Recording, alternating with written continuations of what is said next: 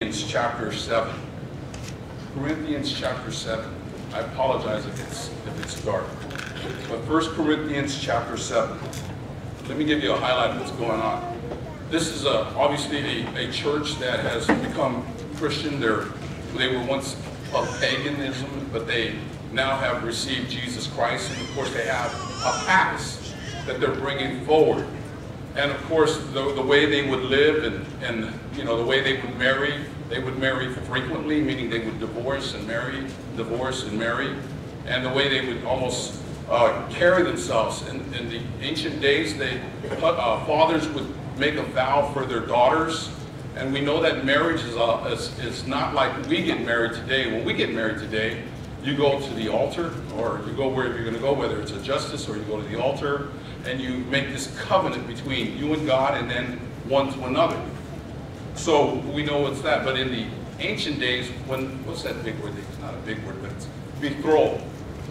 It was almost like you had a whole year where you weren't allowed to consummate your wedding. So those of you that don't know what consummate is, that means no sex. Okay? Everybody going. You guys aren't. Wake up, turn to your neighbor and say, are you here this morning? Are you here this morning? Okay, we're here. Okay. But this is the Corinthian church, and there's so many other things that were going on in the church. And remember, this is it's a new beginning, and there's still rampant, and let me emphasize, rampant persecution in the church. Nothing like we know today. You know, some people think that, you know, we're suffering persecution because you go and witness to somebody in Stockton, and because they tell you in your face what they think about your God. That's persecution. It's nothing like back in the ancient days, and when they, you know, this expansion of the church was growing, there was great persecution. So this is Paul.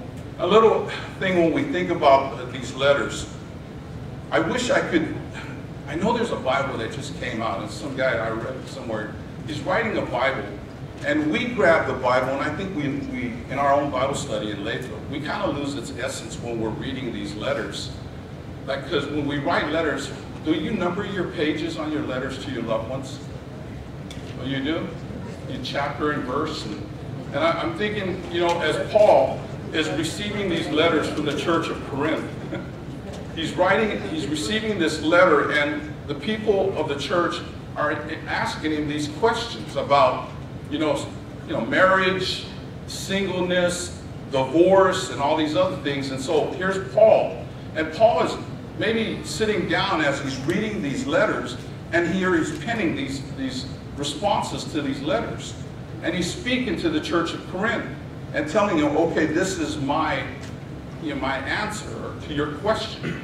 And as we gaze into this letter, this is Paul trying to give an answer here to Bethany about how, you know, all in the family and godliness and singleness. Let's go ahead and read that passage. It says, sometimes I wish everyone were single like me. This is Paul.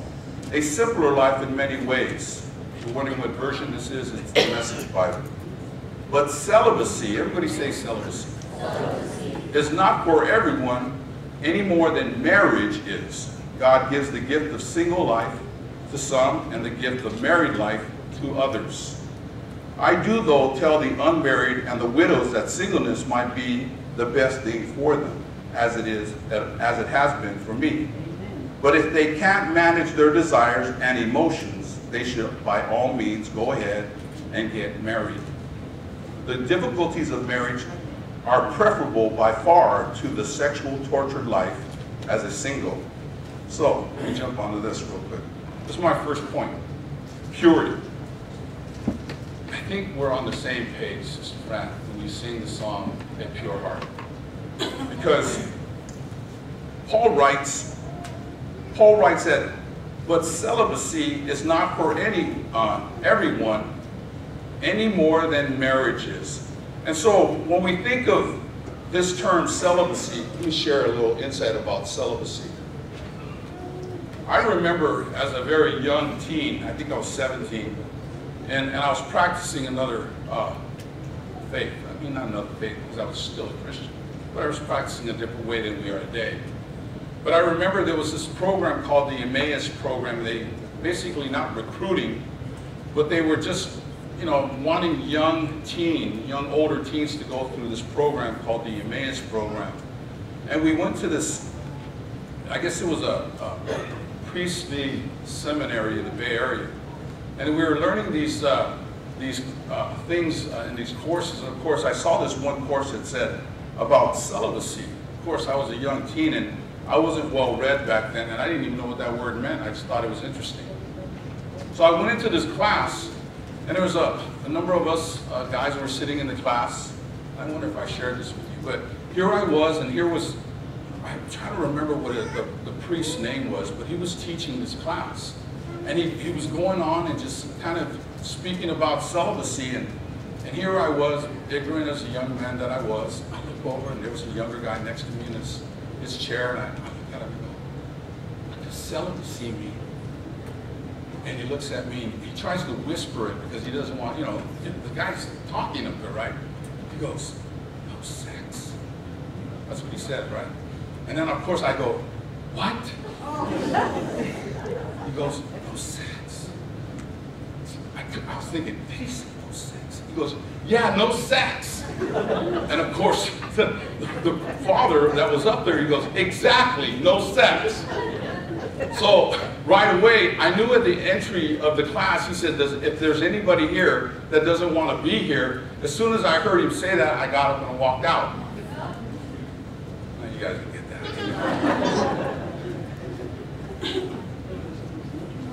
But I want you to gain this insight. Celibacy is not just no sex.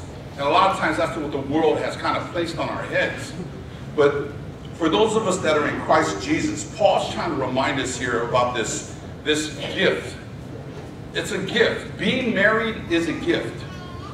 Being single is just as much as a gift. And when you are an individual that is single, and when you choose, not choose to be, but this is, like I said, this is a gift that God has placed on you. Now, we need to understand this. And I don't know if I'm going to be able to cover all of them.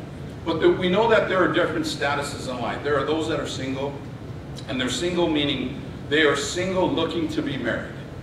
There are people that are single that choose not to be married. There are those that are divorced and single. And of course, there are those that were married, but now they are a widow. So we know that there are 4 different types of circumstances that individuals have lived in this life and will live in this life. But when Paul is speaking of celibacy, I want you to know that being celibate does not mean that you just don't participate in any kind of sexual activity. It means that you give yourself to the Lord. It means that you are devoted in heart to the Lord. It means that you think about the things of God more than the things of this world. And we can go on and on as far as you focus on things strictly of how you can serve God. But Paul also says this in the same passage that I guess kind of twists things. He says, but if you can't manage what? Your desires. Those desires that he's speaking about it's for those people that are single. And it's single people that, if you're those individuals that are wanting to get married, and he takes it to another level, meaning you have this passion. I'm talking a physical passion. Then he says, get married. Get married. No, Brother Kenny Boyer, I remember one time he was speaking to our MCs, and I remember this because I'll never forget. He used the same passage, and he told the young people of the day, he says, he kind of paraphrased Paul, and he said this: if you can't keep the stallion in the barn, get married. And you know, I'm reminded of that because I know that, you know, we are sexual beings, and it's important for us to understand that when I emphasize it is a gift to be single, those are individuals that, you know, their whole focus is this way. It's not to say that if you're wanting to get married, Paul says if you want to get married, then get married. If you want to stay single, then remain single. But there's also a purity.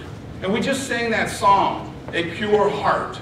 There is a purity in remaining single. and see all these other factors that the world has a way of placing on us.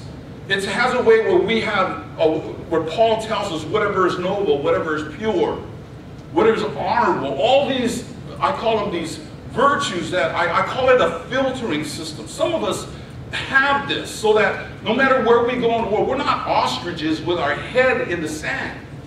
We are people, and that's why I call it this gift. We are people that if I'm driving along and I see this provocative billboard on the side, that I can look at that billboard and it has no effect on me.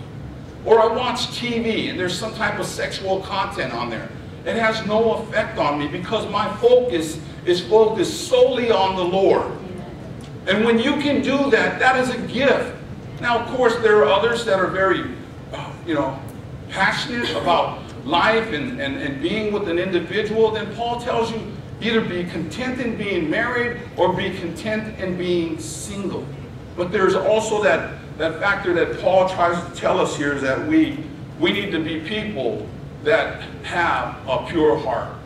And Ephesians chapter 5 says, but among you there must not be even a hint, everybody say a hint of sexual immorality. In other words, if you're that individual that you can't keep yourself composed, you're one of those people that you're always looking, there's always some individual, a woman or a male, and you're constantly looking, please get married. And I'm paraphrasing, this is not what Paul's saying, this is what Pastor Ben is saying. Then get married and be content in that. But if you're one of those individuals that, you can solely give yourself to the Lord. And some people think, what kind of life is that? Well, it'd be no different than if you were married. You would give yourself solely to the Lord. But we know that in singleness, Paul even says this, when you are single, there is some advantages to being single and serving the Lord. He even says that he would prefer you not to get married, as opposed to somebody that is married. Of course, when I read this passage, I kept thinking, man, he's kind of putting down marriage. But he's not really. But he was trying to show a comparison between when you are single, you could give so much of your time, your treasure, and everything to the Lord. But when you are married, you have to dedicate time to your wife, you have to dedicate to the cares of the world, you have to dedicate time to, all the earthly things. And I was like, oh, he's making me feel bad. I'm married. I love you, honey. But I know where he's going here. He's trying to show us this comparison between people that are truly single.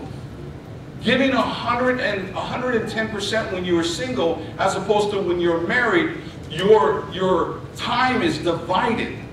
And so singleness, there's an advantage to that. And that's, I think, as the Apostle Paul's trying to teach us there. We move on here.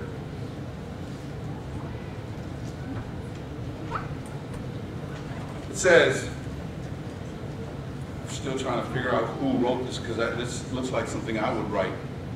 And don't be, I love that, and don't be wishing you were someplace else or with someone else. Where you are right now is God's place for you. Live and obey and love and believe right there. Look at this one passage right here, I have it underlined. God, not your marital status, defines your life. Don't think I'm being